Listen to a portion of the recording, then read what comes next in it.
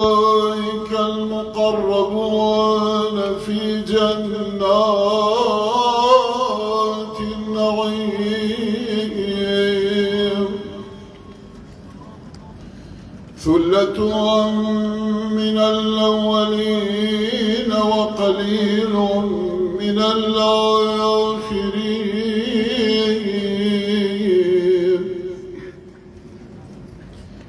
على سرر موضونة متكئين عليها متقابلين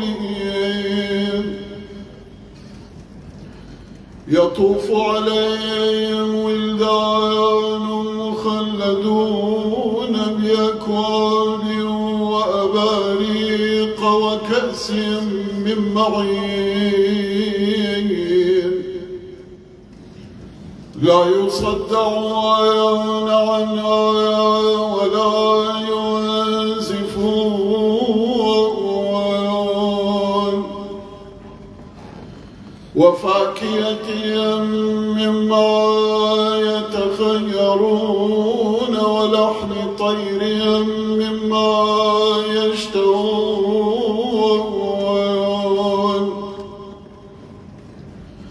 وحور عين كأمثال اللؤلؤ المكنون جزاء بما كانوا يعملون لا يسمعون فيها لغوا ولا تأثيما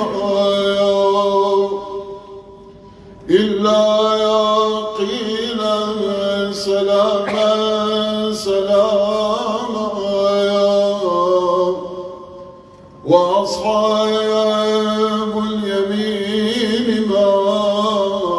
أصحاب اليمين صدق الله العظيم غفر الله لنا ولأمواتنا ولشهدائنا الأبرار وله الفاتحة.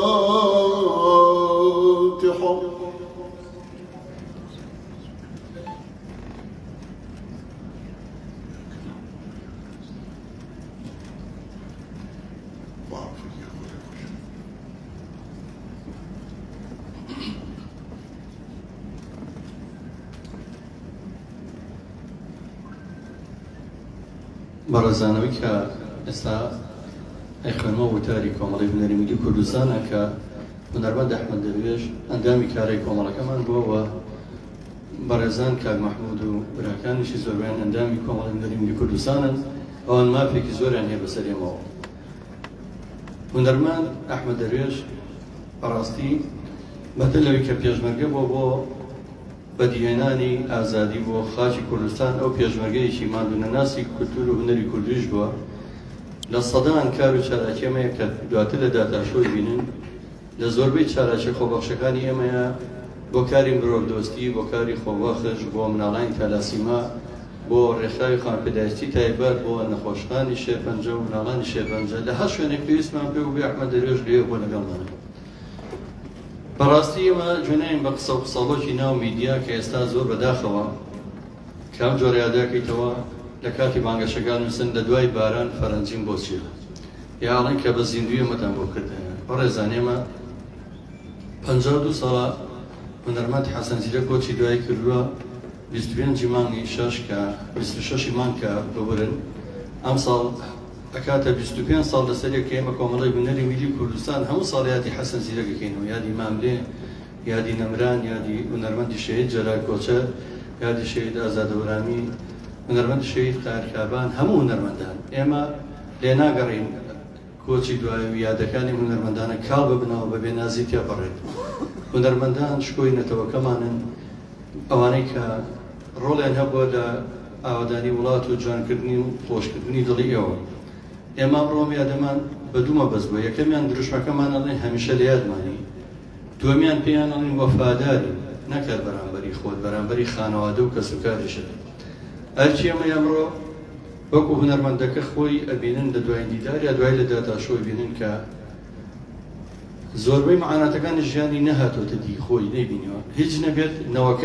نەوەکانی دوای خۆی ئەرچی حکومەتە ئەرچی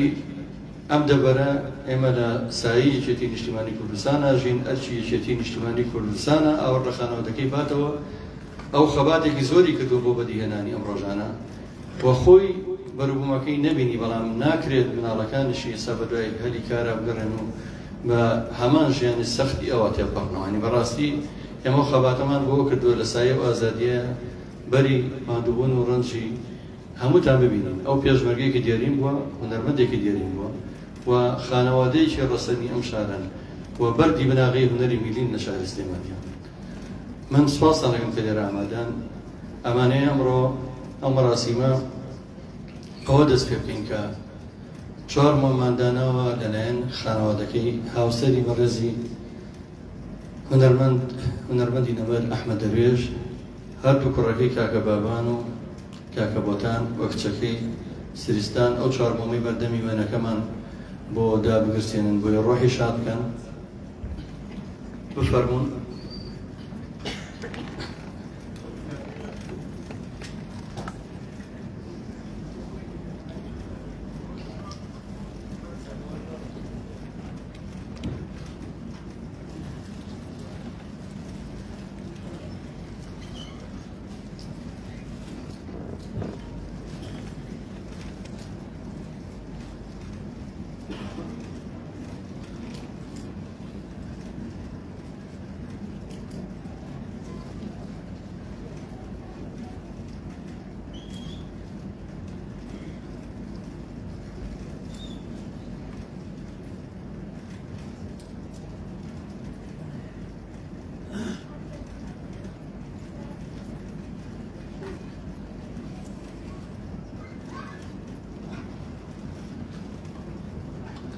داوا لە هاوڕێکانی وە کەسوکاری خۆشک و براکانی خوشکەزاکانی هونەرمەندان پێشمەگە دێرینەکان ئێمە 59 مادانەوە بۆ بە پێی تەمەنی هونەرمەندی نەبەر ئەحمەد دەروێژ بفەرموون لەگەڵمانە بۆ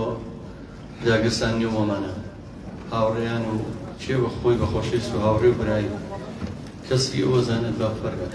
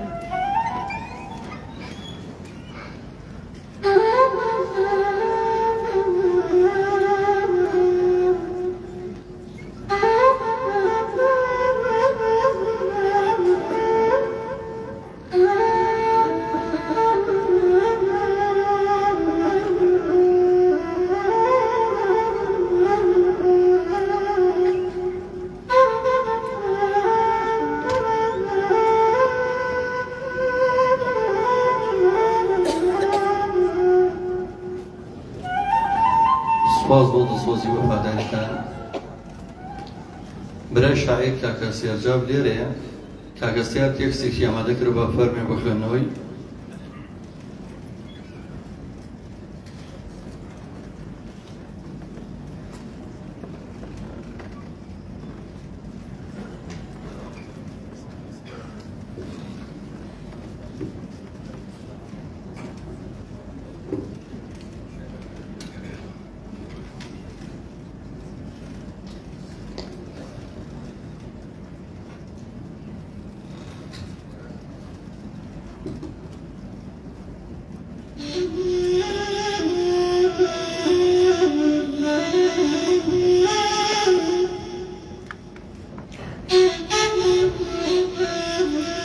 ناڵەی نەی دوا ناڵەی نەی بۆ ناڵەی تۆ دەروێشی خەم لەگەڵ تۆمە دەروێشی خەم منیش وەک تۆ سەربەرزانە بە خاکی خۆم ڕۆح مەدەم دەروێشی خەم هونەری تۆ وەک پێشمەرگە لە سەنگەری نیشتیمانم نابێتەوە هونەری تۆ وەک پێشمەرگە لە سەنگەری نیشتیمانم نابێتەوە دەنگی زوڵاڵی ئازادی لە گوێمانە بە بێدەنگی بەستە و مەقامڵێتەوە دەروێشی خەم تۆ ڕۆیشتی یادەکانت یاوەرمانە چەشنی سایە بەڵام ئەفسوس بەداخەوە نەریتی ئێمە وەهایە هەتا نەمریت بە حەسرەتی ژیانەوە کەس بە باڵاتە هەڵمایە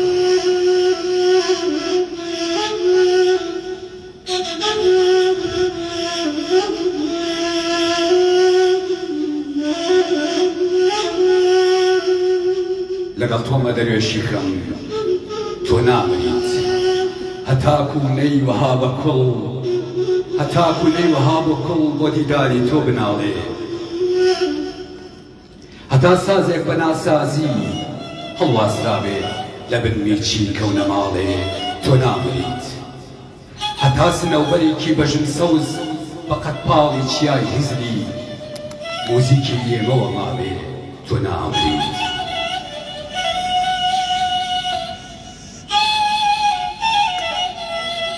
تۆ نامریت هەتا داربەروەیەکی نیشتیمان ڕەگی بەڕوای لە خاکی کوردا ڕواوێ تۆ نامریت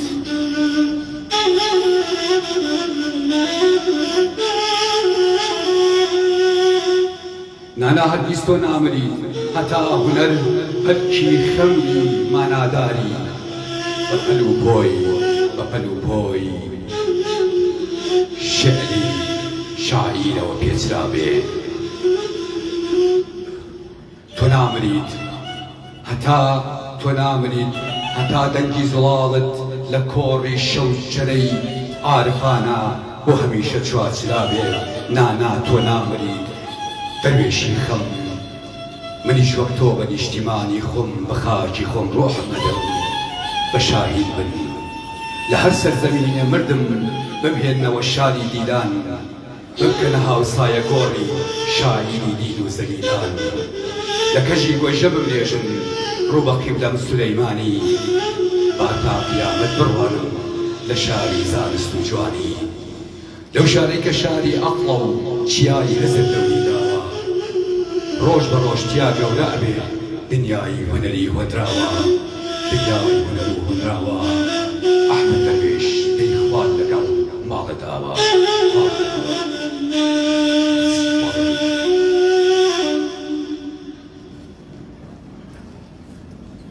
سواز بۆ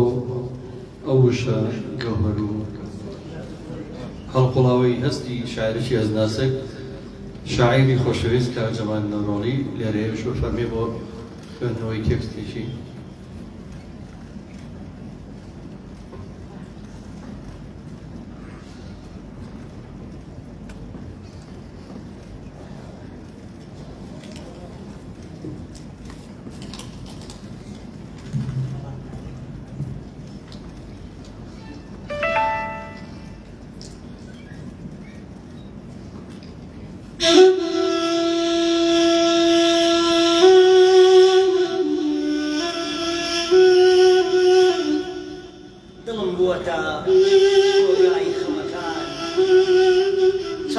چاوەی لێزەمە و گریان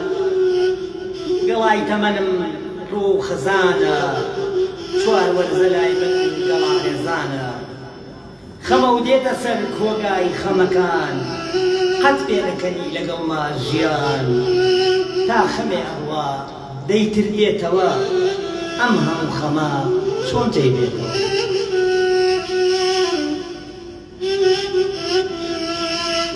جارێکی تر هەوری خەم باڵی کێشا بەسەر شارە هەواڵێکی چەند بەسۆیە لە ناو سینەی پڕجەخارە کەلێن کەوتە ناو هونەر بەستە و مەقام نەما دەنگی هونەرمەندان کشوماتن ڕاوەستاون بە دڵتەنگی ئەم هەواڵە دڵبەزێنە و ناخەژێن و جەرج سووتێنە بۆ کۆچی ئەم دەنگ زوڵاوە ئای کە تاقەت پڕوکێنە ئیتر دوای تۆ کێ بە مەقام پەردەی بێدەنگی بدڵێ کە بتوانێ بە شێوەی تۆ حەبێ خانمان بۆ بچڕێ بڕوا ناکەم ئەم کەلێنە بە هیچ کەسێ پڕ بێتەوە وەکو ئەحمەد لە شەکەم بەستە و مەقام بڵێتەوە کۆچت بەخێر ماڵت ئاوا هەستێرەکەی بەندی مەقام بۆ ئەم کۆچە ناوا بێت لە ناخەوە بەدڵ گریا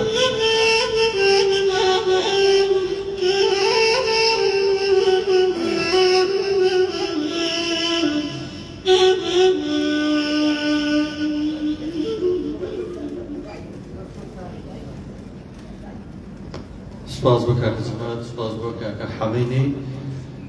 خۆشەویستان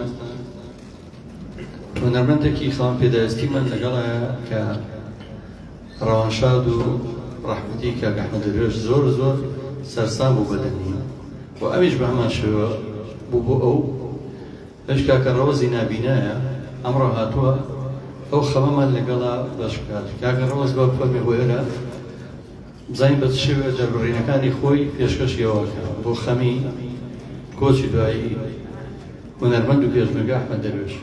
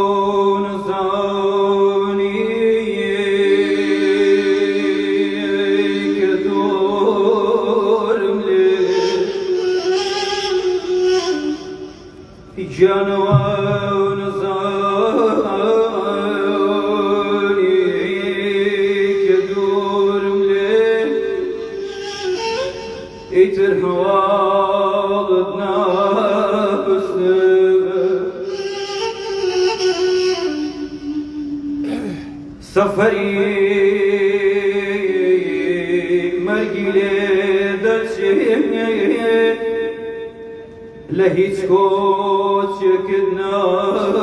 تستغل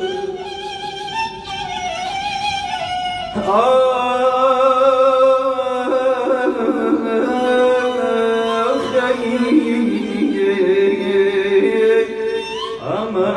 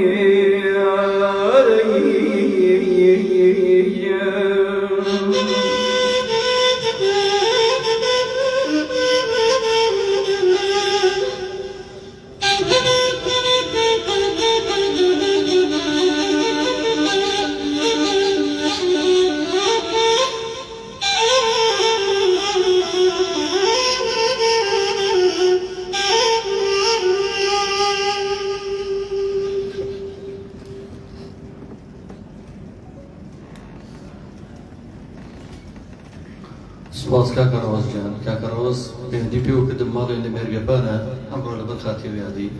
چونکە شاهاوجان حەزی لە دەنگی بوو هات بۆ وەفادارێک بە شاهاویش دەڵم داوای بوو لەکەم تارەکەم لێرێ بەس بۆ خوای ناتوانم حەز بکەم بەم بوورە هونەرمەندی دەمخۆش و بە وەفا کارڕای لی لێرێویش لەگەڵمانە بێت سپاسێکم با فەرمە کاکاروان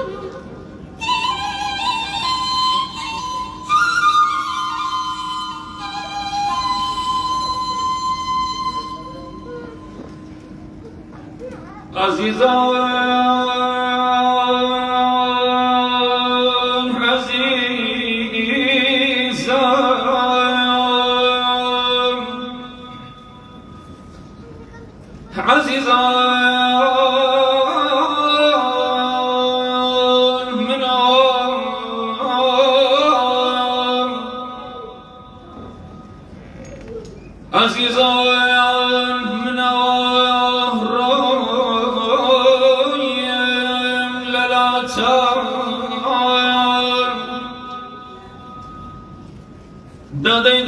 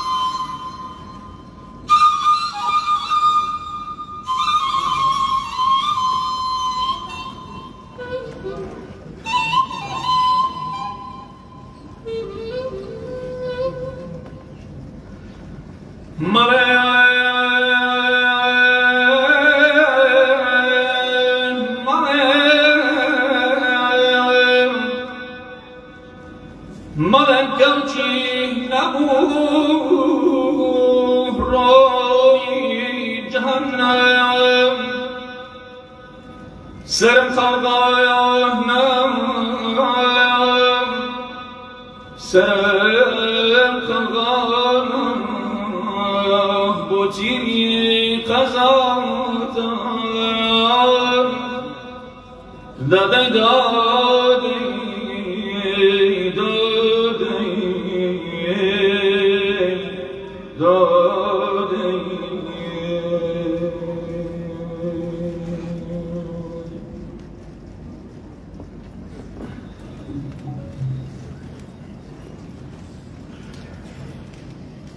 زۆر سپاس بۆ هونەرمەندی بە هەڵوێست و خۆشەویست کاکاڕاینەی خۆشەویستان کاتیەوە هاتووە لە ڕێگەی ڤیدیۆکە ئامادە کراوە بزانین چێنە هونەرمەندانی کە شایانی ئەوەن کە ئەوە ڕێزیان لێبژێرێ ئایا هەموو هونەرمەندێک پێوترێ هونەرمەند هەرچەندە هونەر خۆی لە خۆیە هەموو کەسێ مافی خۆیەتی بزنس بێت و پێی بژی ژێر ژیانی خۆی پێدا بینکە بەس بزان جیاوازی هونەرمەندێک چیە کە لە بەرەی گەرمی نیشتیمانەیە لەگەڵ هونەرمەندێک کە خۆفرۆشە کە هونەرمەندێک کە ڕێزە هونەرەکەی ناگرێ هونەر ناشیرینەکات زیانی بۆ خاک و وڵات هەیە فەرموو بە یەکەوە هەمومان بینەری بەڵام داواکەمە و بلاجتۆرانمان بە ئەرگ نەبێ بۆ ژێنەوە بۆی داداشۆکە ئامادە بکەن بینەری دیکۆمەنتاریەکە بین لەسەر هونەرمەندی گەربنەتەوە هونەرمەندی و پێشمەرگە ئەحمەد دەروێش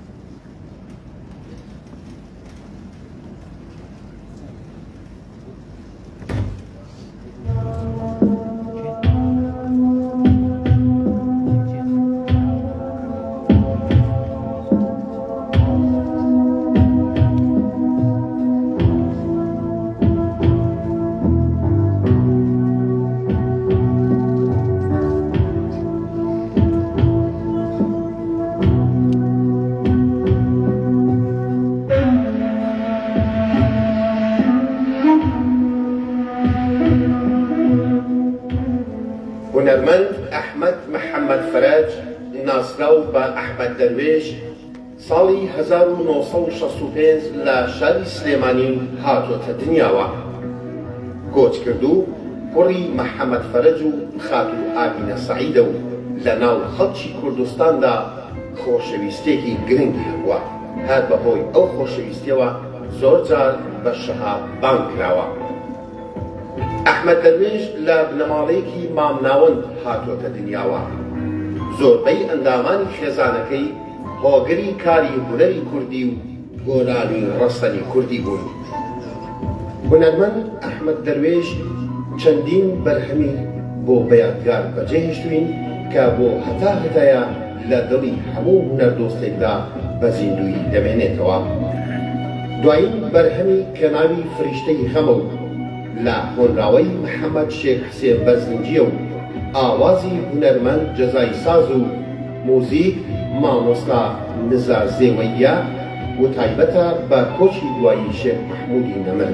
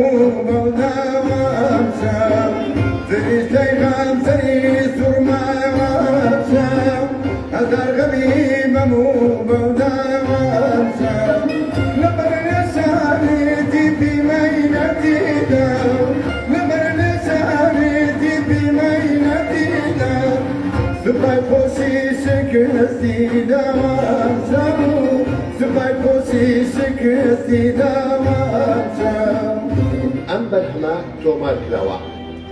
و تا ئێستا بڵاو نەبووەتەوە.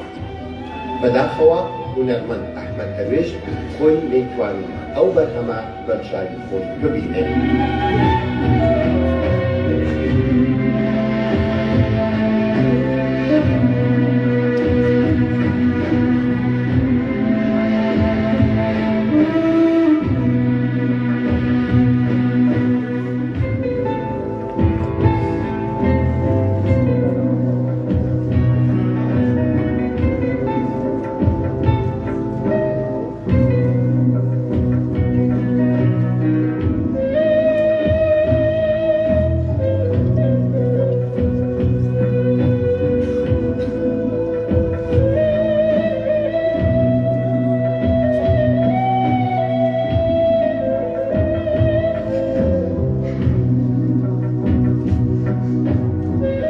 هونەرمەند شەهاب لەبەر بارودۆخی قورسی ژیان تا قۆناغی سەرەتایی خوێندوویەتی.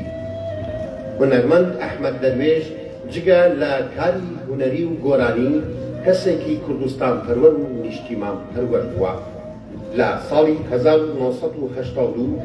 پەیوەندی کردووە بە ڕیزەکانی ڕێخستنی یەکێتی نیشتیمانی کوردستان و بووە بە پێشمەرگە. شاعر بەسە لە ڕاپەڕینە مەزنەکەی کوردستاندا و بە تایبەتی لە شاری سلێمانی لەگەڵ هونەرمەندان ئازادەبەش و دڵشاد کوێستانی دەورێکی بەرچاویان هەبووە لە گەڕەکەکانی سەرشەقام و فولکەی دەستپاڕەکە.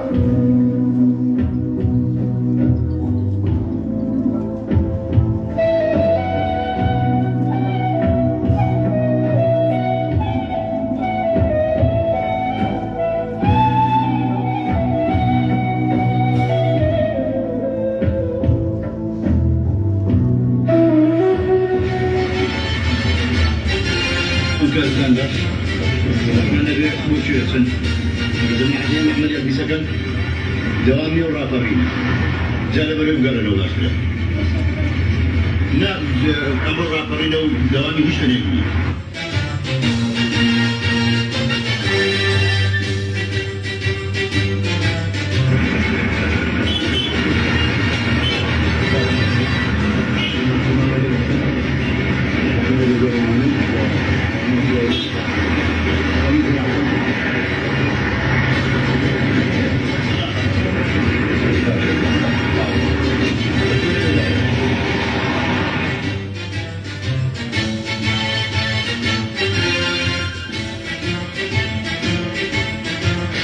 ئەو کاتێک کە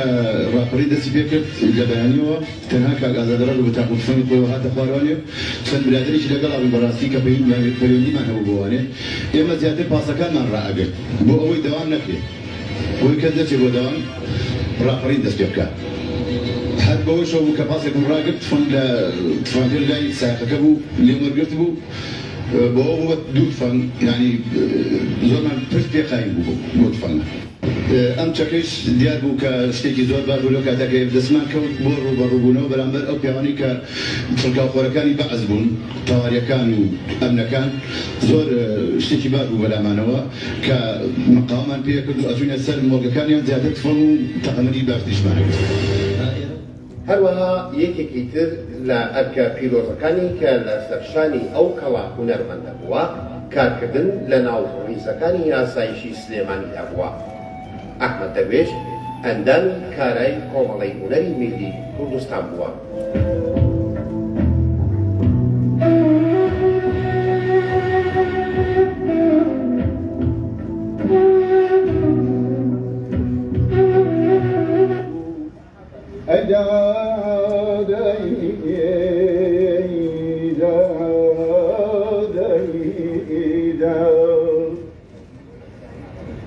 من نبيل مسلماني دقاوي من داوي ما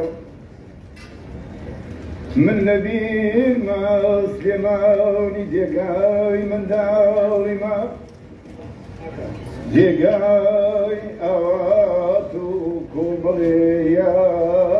ما دقاوي ما أيها يا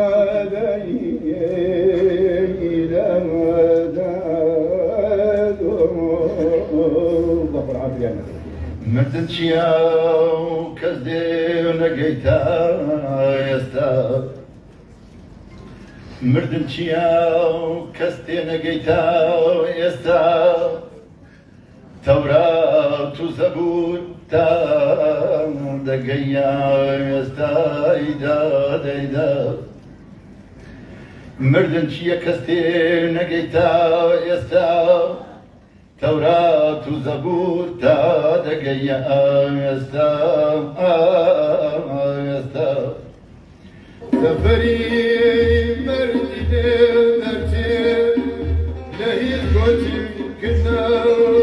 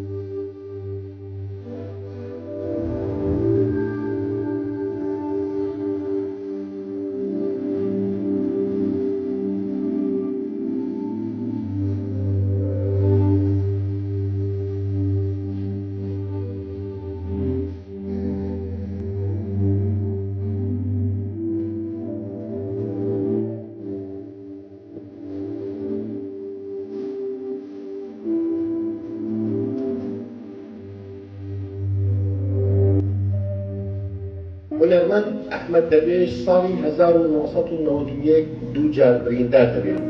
بەهۆی هەڵوێستە سیاسیەکانیەوە بۆ ماوەی 55 ڕۆژیش لە شاری هەولێر دەست بەسەر دەکرێت. هونەرمەند ئەحمەد دەروێش وەکو هەموو هونەرمەندێکی تری کوردستان تا کۆتایی تەمەنی لە بارودۆخێکی سەختی ژیاندا ژیانی بەسەر بردووە.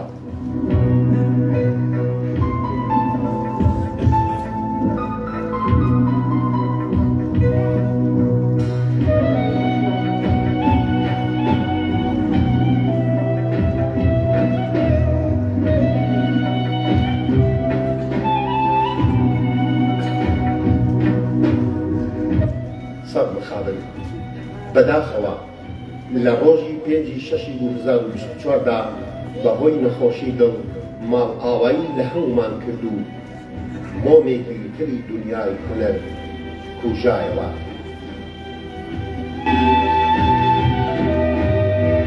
بەڕێم خۆم جگە لە لایەنی هونەریەکە هەمووکو پێشمەرگەیەکی دێری جەنجاری برینار کراوە. ئەم بۆ پێشمەرگێکی ڕاپەڕین مانە هەموو هاوڕێکانم زۆربیان لە ژیانە ماون شاید حاڵی ئەوەن و هەم وەک کارمەندێک کە لە سرشێکی ئەمنیەتی ساڵە خزمەتەکەم ئەنی تەنها وەکو هونەرمەند خزمەتم نەکرد من ئەگەر تەمەنم ئێستا 60 ساڵ بێ 40 ساڵە خزمەتی ئەم خاک وڵات و بە تایبەتی یەکێتی خزمەتم کردو ئەوش پێم وایە ئەو جیازەیش کا شتێکی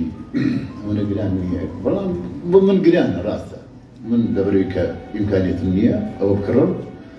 لەهانی پەیوەندیدا شتێکی ئەو تۆ نییە پێم وانە ئەو شتێکی ئەوە قورس بێ بۆ ئەوە جا ئەگەر بیکەن ماڵیان ناوێنێکی کە نەر سپاسیانەکەم وەڵی زیابێ 100% ئەبێ و جیازە بۆ دانێم چکە ئیتر ناتوانم ناعنی نەخۆم هیلاکەم نەڕۆیشتن ئەتوانم بڕۆم لە تەحملی گەرما ئەەکەم هیچ شتێک ئەنی تحملی هیچ شتێک ناکەم ڕاستیە تەنانە ڕۆیشتنیش سا چەند هەنگاوێک ئەمتوانی بڕۆ میسا ئەوش ناتوانم لەبەرەوەی لێدانێتم زۆر زایف سپاسی بەڕێستان و بنای بەڕێزم کارجەزای ساس کە یەکەم کەس بۆ پەیوەندی پێوە کردم سپاسیەکەم کە بتوانێت هاوکاریەکمان بکات لە لایەنی پەیوەندیدارەوە بتوانێت ئەو جیازەمان بۆ جێبەجێ بکات سپاسیەکەم کە کارجەزا بەڕاستی خەڵکێکی ماندووە خەڵکێکی هیلاکە وەک سەرۆکی کۆمەڵی هونەرە میلیەکە پەیوەندی پێوەکردن سپاسیەکەم دەستخۆشی بۆ جەنابتان.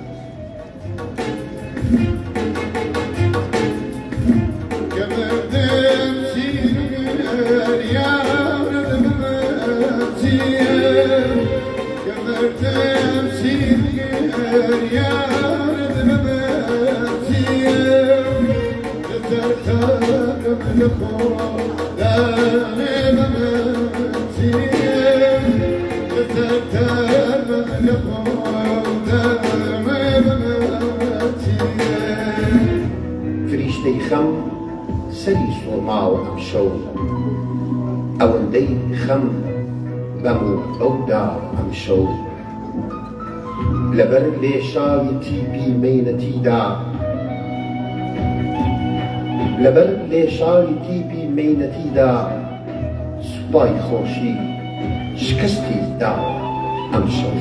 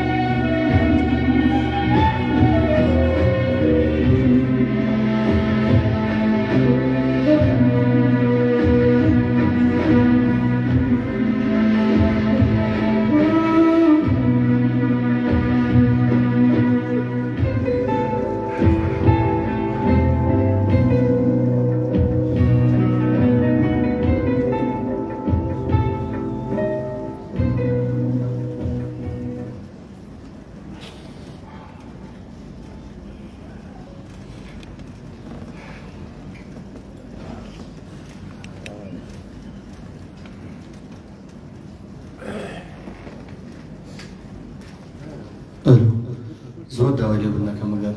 بووین بە مای خەفەت بۆتان بەڵام بەڕاستی هەر بوونسیمان هەمیشە لە یادمانە ناکرێت ئەو لایەنە جوانانەی ژیانی و هونەرمەندە و کەڵە هونەرمەندە نەبینن وەکوتم هەموو هونەرمەندێک نابێ بە هونەرمەندینەتەوە ئەو نازناوە بە هەم کەسێ نادرێت بەداخەوە ئەوەی کە ماوەتەوە سپاسی و کەسانە بکەم لە ئامادەکردنی ئەو ئەرشیفانەیە هاوکارمان بوون ئامادەکاری ڤیدیۆکە کاکە ڕێباسپایە وێنەگرەکان کاکە ڕزگاری فۆتۆگرافی خۆشەویست و کاکە دیاری باڵەبان و ئەو خۆشەویستانی کە فۆتۆکانیان نادوو هەمویان سپاسیان دەکەین بۆ ئامادەکردنی ئەرشیفان. یەکێک لە خزمە نزیکانی شاهەبجان لێرەیە دواتر بروسکەکانە خوێنینەوە جێخۆیەتی سپاسی بەڕێوەبەراتی ئاسایش سلێمانی بکەین کۆمەڵی هونەری میلی کوردستان و بەڕێوەبەراتی ئاسایشی سلێمانی بە هاوبەشی بێکەوە ویستمانم ئێوارەیە بۆ ڕێزێنان لە جیانی شەهاب و لە وەفاداری بەرامبەری خانەوادەکەی مەراسی ئامادە بکەین. خەلیفە جەلال لێرێ با بفەرمێ خزمی نزیکی کاکە شەهابجانە با بفەرمێت هۆنراوێکی پێشکەشی کات.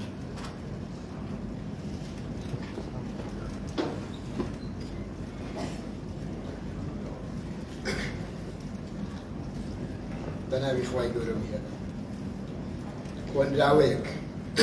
هۆنراوەیەک پێشکەش بێت بە ڕۆحی پاکی کاکە ئەحمەدی پێشمەرگە و هونەرمەند. خدا حافیزت شێری ناوشێران ڕۆڵە ئاساکەی گەرمیان و کوێستان تۆ هەر بەلاوی شێوەت دیار بوو دوشمن لە دەستت زۆر هەراسان بوو وەختێ دەچوویتە ناو جەرگەی مەیدان هیچ خۆفت نەبوو تۆ لە دوشمنان بە ڕۆژ و بە شەو لەگەڵ ڕەفیقان خەریکی کار بوون لە بۆ کوردستان لەم شار بۆ ئەو شار لەم دێ بۆ ئەو دێ چاوەڕێتان کرد کەی ئازادی بێ بۆ ئازادی کورد و کوردستان خوێن لەسەر دەست بووی سنگت وە قەڵغان وتە جوانەکەی مامەی تاڵەبان سەفینی کردە دروشمی هەمووان دەنگی فەرهاد هات لە ئیزگەی کوردان دەی زەماوەندە گیان ڕیشە ئاسایی هاتیتە مەیدان سەرشەقامت هەمووی خرۆشان دەستخۆشی دەکەین لە برادەران لە ئاسایش و لە پێشمەرگەکان لە ڕێخستن و لە هونەرمەندان لەگەڵماندا بوون بەبێ دابڕان ئێمەش بە وێنەی تۆ یەکێتیەکان ڕێگەت بەرنادەین کاکە دەروێژگیان ئەحمەد دەروێژگیان.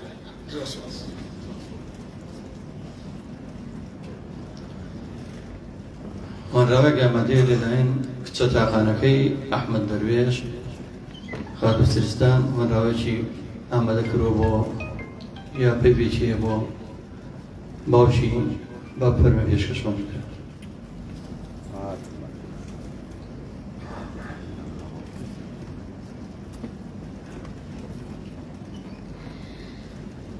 بێتۆیی سەختە دژوارە تۆ هەم باوک و هەم هاوڕێم بووی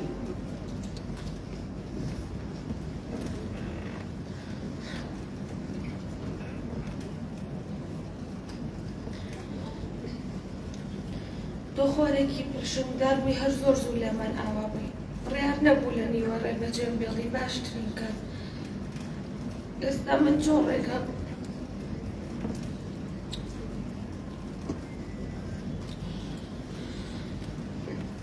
بێتۆیی سەختە دژوارە تۆ هەم باوک و هەم هاوڕێ بوون تۆ خۆرێکی پرشمدار بووی هەر زۆر زوو لێمان ئاوا بووی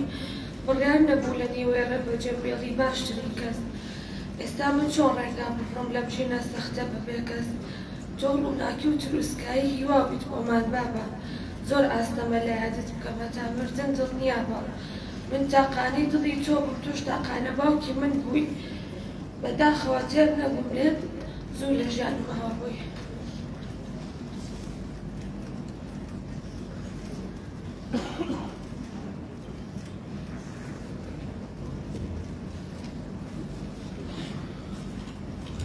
کۆمەڵی ڕێزەکەمان پێگەشتووە دواتر تاجەکبوونەکان دانی لەگەڵ چەپکەگوڵەکانە ورسکەی ماتەمینی عەمیدی مافەرۆر خالید ماوەتی بەڕێوەری ئاسایشی پارێزگای سلێمانی چل ڕۆژەمە بەر ئێوەی کە سوکار و ئێمەی دۆست و هاوڕێ و هاوپیشەی خوا لێخۆش بە ئەحمەد محەممەد کارمەندی بەڕێوەراتی ئاسایشی پارێزگای سلێمانیمان لەدەستدا مەخابن بۆ لە دەستدانی و هاوڕێمان کە ساڵانێکی زۆر خزمەتی گەلەکەی و بە تایبەتی شاری سلێمانی کردو لە بەڕێوەتی ئاسایشی سلێمانی بۆ پاراستنی ئارامی و ئاسایشی شارەکەەوە بەداخەوە بۆ لە دەزانی ئەو پیاوە کە هونەرمەندێکی خۆشەویست بەرناو خەڵکیدا و بە دەنگە زوڵاڵەکەی خزمەتی هونەری کوردی کردووە پرسە و سەرخۆشی خۆمان ڕاستی خێزانەکەی و کەسوکار و هاوڕێیانی خوارێ خۆشببووەکەم خوا سەبریتان بداتەوە خوارێ خۆشببوو بە باشی بەرین شاد بکە براتان ئەمیدی مافەروە خالید ماوەتی بەڕێوەبەری ئاسایشی سلێمانی بروسکەی بەڕێز قایم قامت سلێمانی قایم قامت سلێمانیمە پێگەشتووە سوپاسیان دەکەین بۆ بروسکەکەیان بروسکەی سندیکای ئەنجومەنی سندیکای هونەرمەندانی کوردستانمان پێگەشتووە سوپاسیان دەکەین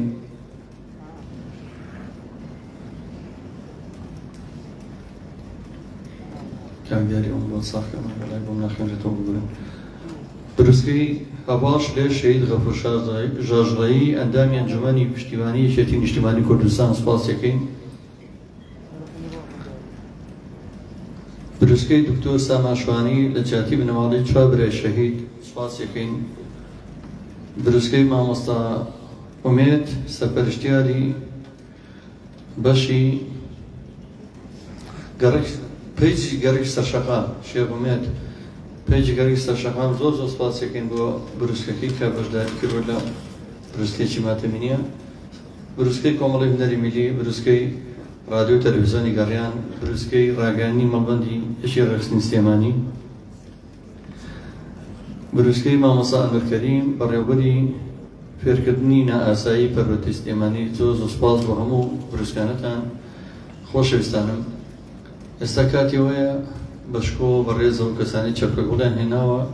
سەرەتا تا جەگوڵینەوەی بەڕێوەبەرەتی ئاسایشی سلێمانی لەلایەن مقەدەم سەردارەوە لە بەردەمی وێنەکانی خوارێ خۆشببوو هونەرمەندی نەمردان رێت با فەرموون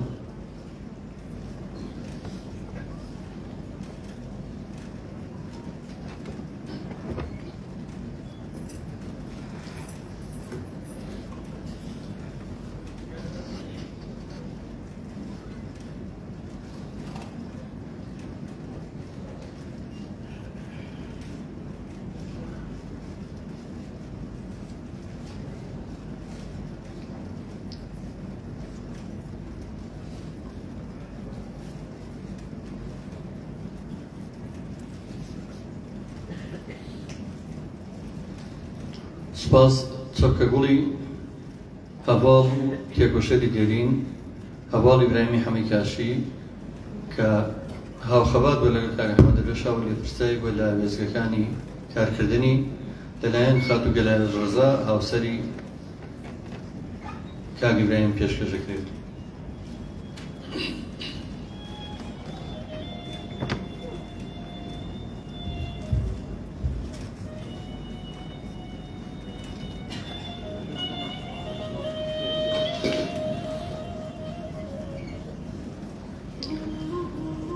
چەپکەگوڵی کۆمەڵی هونەری میلی کوردستان لایەن خاتوون نەرمینەوە ئەندامی دەستەی باڵای کۆمەڵی هونەری میلی کوردستان بەشکۆ لە بەردەمی وێنەکەی ئەحمەد دەروێشا دەنگرێت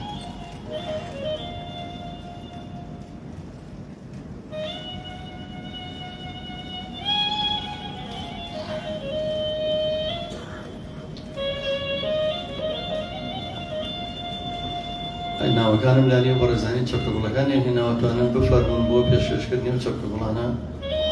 خاوەنی و چەپکەگوڵانە بفەرمون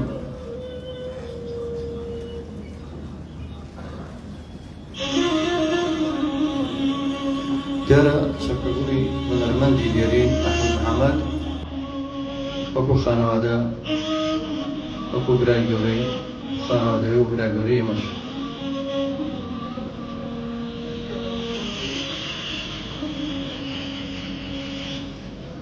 لەلایەن خانەوادەی ئەحمەد دەروێش کوڕەکانی و چەکەی نەوەکانی بەفەرموون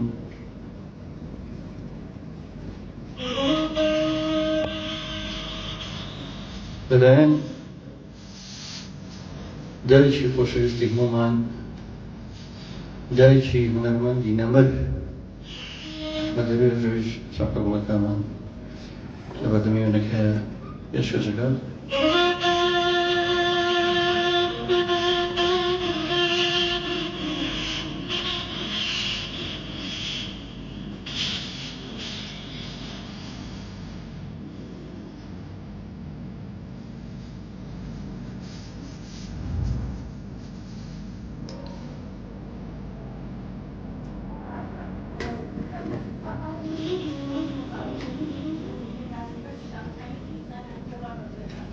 در زمینه جایگاه وتاری کۆتایی سوازنامەی کۆتایی لەلایەن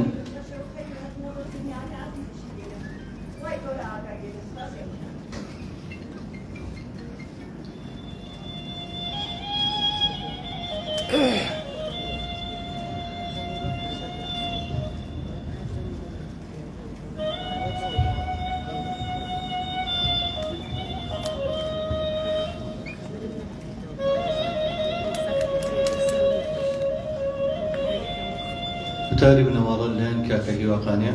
شکەزای بنەرمەند بەداخە کاک مەحموود ناتوانێت کارەکە پێشکەش بکات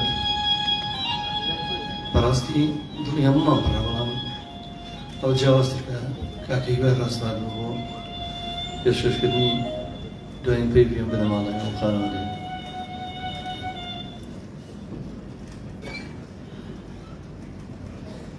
بەناوی خودای گەورە و میهرەبان بەڕێزان برایان مشکانی جێدە ئازیز ئامادەبوونتان لە چلەی ماتەمینی خاڵم خۆشەویستی هەمووان سپاسی لە کوماندمونتان دەکەین بە ناوی بنەماڵە و خانەوادەی هونەرمەند و پێشمەرگەی دێرین ئەحمەد دەروێش بە تایبەت بە ناوی کاک مەحموود راگەورەی ئازیزمان سپاس و پێزانینی خۆمان ئاڕاستەی سەرجەم خەفۆران بە تایبەت بەڕێوەیەتی گشتی ئاسایشی سلێمانی و کۆمەڵەی هونەرمەندانی سلێمانی کاکجەزا و هاوبیرانی خزم و دۆست و کەس و کار و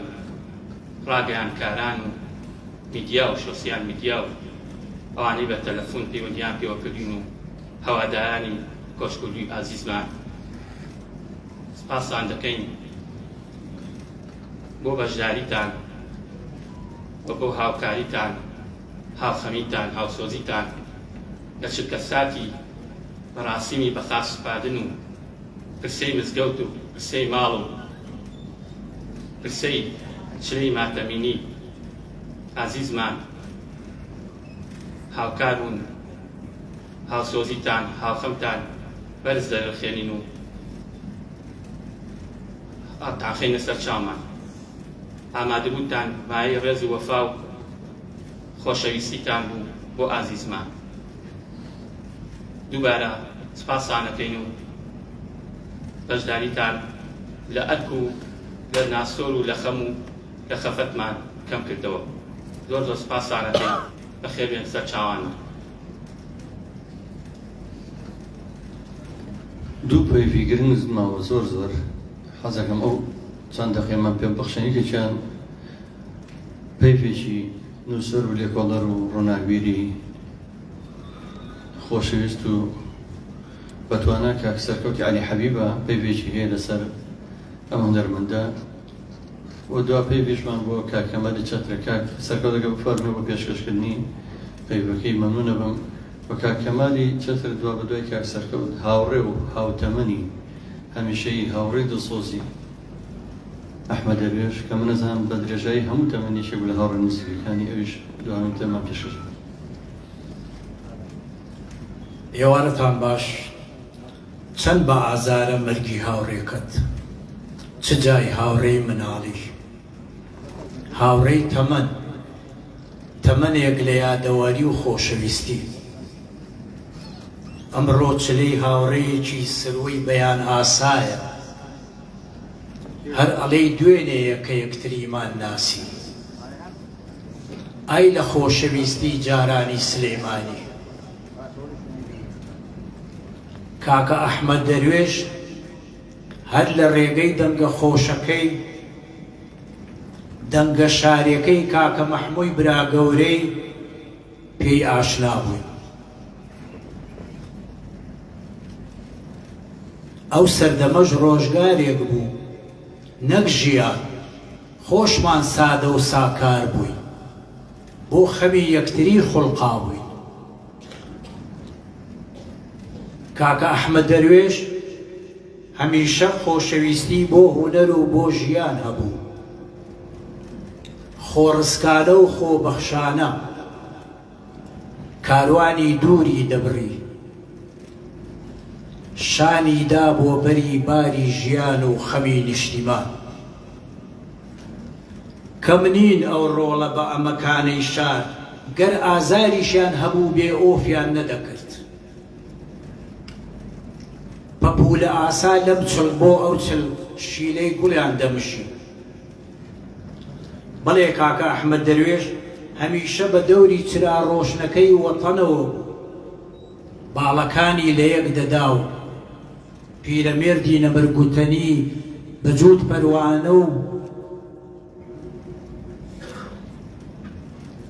پەروانە و ماسی کە دڵداری چرا و گۆلن، بە نزیکی ئەم ئەسوودێ لە دووری ئاو ئەوان حۆلن. بۆ وەتەن سووتان ئەم کاو لە وەتەنە هێندە شیرینە، ژەهری دوو پشکی عەربەت هەمووینە. بۆیە ئەحمەد دەروێش و ئەحمەدەکانی تری نیشتیمان بۆ وەتەن ژیان و دەژین. بەداخەوە هەژار و دڵسۆزەکانی نیشتیمان ئەگەر دەرد و بەڵای ڕۆژگاریش بە زەویاندا نەدا، ئەوا چاوەڕوانی و دەردی تەنیایی ماندویان دەکا و گەر نەشیان کوژێ لە پەلوپۆیان دەخا. ئەمەیە یاسای چەرخی چەپگەرد. نەمرانی نیشتیمان تا نەمرن ناژین، بەڵام ئەفسوس ژیانی دوای مەرگ و مردن نەجمەدین مەلا گوتنی هەر زیند و کوژی مرد و پەرستە.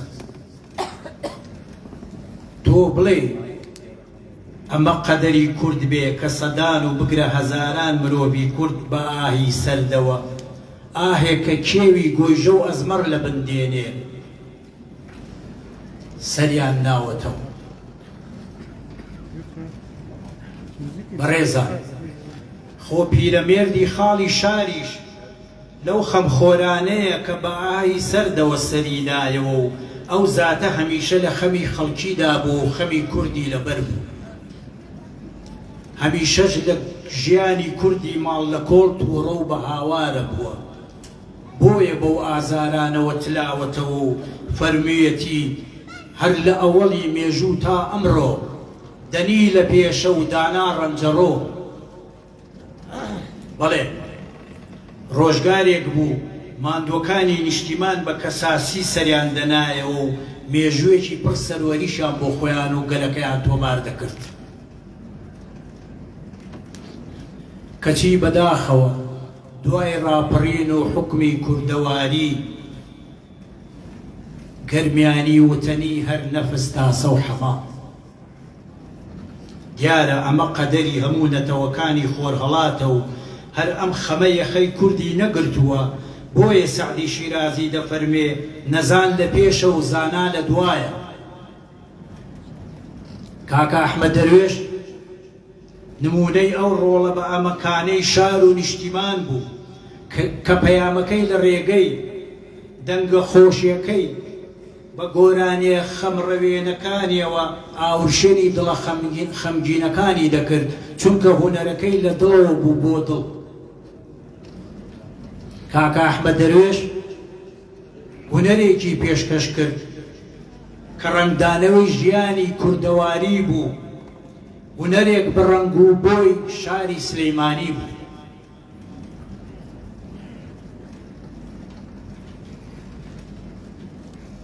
کاکە ئەحمەد بە ئارامی چاولێک بنێ، ئێوە لە دڵی ئێمەدا دەژین. خۆشەویستی ئەو خەڵکە بۆ ئێوە گەورەترین سامان و گەوهەری ژیان. ئەحمەدی برام هەمیشە هاوڕێی مناڵیمان کاکە حەمە عەزیزمەلا ڕەحیم چوارباخی بۆ مەرگی هاوڵان ئەم شیعرەی بۆ دەخوێنینەوە. بن و وا شارەکەم چاوی بە پێڵووی پەستی لێبناوە، شەوی ترس و پەژاراوی بەسەر خامۆشیە داوە. وەکو چۆن بێچۆمە لەبا ڕەژلانەی شەوی ئەشێوێنێ دەرونی خەڵکی ئەم شارە بە زامی خورپە تاساوە.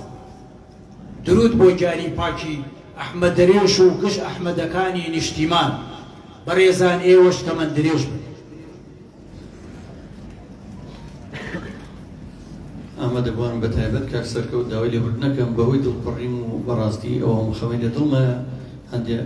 پرۆگرامەکەم باشی پێش کرد بۆ جینا پێشتر بە کاک سەرکەوتە و بەبێ بخەنێتەوە کاکەمالی کۆمپانیای چەتر کاکەمالی هاوڕێی نزیک و هاوڕێی هەمومان دڵسۆزی کاک ئەحمەد و ئێمە هەموو هونەرمەندان ئەگەر بفەرمێت داین پێویمان پێشکەش بە سپاسێکم.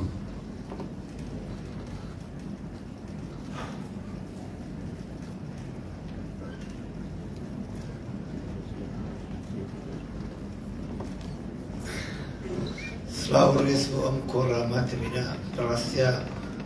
من لەسەر داخوازی خەزانکەی ئەگەر نا توانای قسەکردم زۆر مێ بۆ ئەم بابەتی کاک ئەحمەد زۆر وترا کەم بینرا. کاک ئەحمەد دیارە تەنها هاوڕێی من نەبووە، دڵنیام هاوڕێی سەدانی وەکو من بووە، هاوڕێی خۆشەویستی زۆر زۆر بووە. بەڵام بە حکمی ئەوەی کە ئێمە لە سەرەتای مناڵیمانەوە پێکەوە گەورە بووین، ئێمە هاوڕێ بووین بەتانی برا. هیچ کاتێ ئێمە بەو چاوە بۆ دڵە لە یەک نزیک نەبوونێتەوە لە ناو ماڵ باتی یەکتریشا هەر بۆ شکڵا هاوڕێتیمان بردوێتە سەر. تەمەنمان نزیکی 60 ساڵە، ئەتوانم بڵێم ئەوتی پێمان گرتووە ڕەفیقین، ئەوتی کە یەکتریمان فێری ناو قسە بووین. چەند خۆشە ئەم ژیان ماڵ ئاواییە ئینسان بەو سەربەرزیە. من هەمیشە بە خوشکە سوێسنێم و دادەسریستان و هەردوو کوڕە جوانەکەی ئەڵێم ئێوە ئەبێ